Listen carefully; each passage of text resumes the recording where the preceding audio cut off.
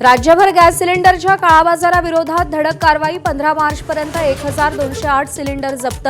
काळाबाजार करणाऱ्यांविरोधात 23 गुन्हे दाखल. 18 जणांना अटक.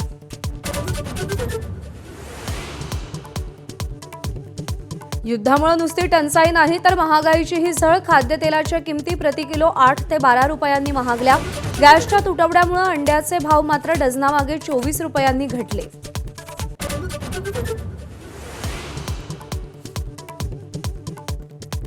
चीनकडूनही तैवानच्या सीमेवर 26 लढाऊ विमानं तैनात. 7 चीनी युद्धनौकाही तैवानच्या समुद्रात दाखल.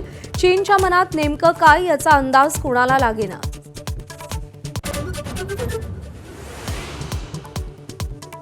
आखातातून नंदादेवी जहाज वाडीनार जामनगर बंदरात पोहोचलं तर काल शिवालिक जहाज गुजरातच्या मुंद्रा बंदरात पोहोचलं. दोन्ही जहाजांमध्ये 83,000 टन एलपीजी.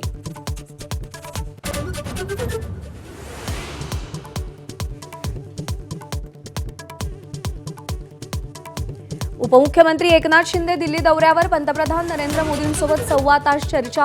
मोदींच्या भेटीनंतर अमित शहांची भेट घेणार.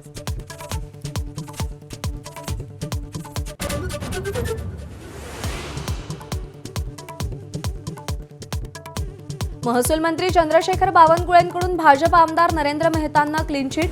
नरेंद्र मेहतांनी कोणताही गैरव्यवहार केलेला नाही. बावनकुळेंची माहिती. तर नाना पटोलेंकडून घोटाळ्याचे आरोप.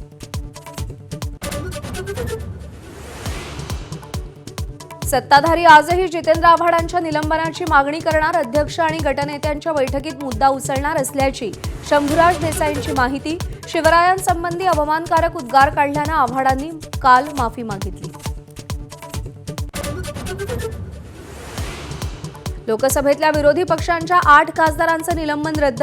तालिका अध्यक्षांकडे कागद फेकल्यानं खासदारांचं निलंबन झालं होतं.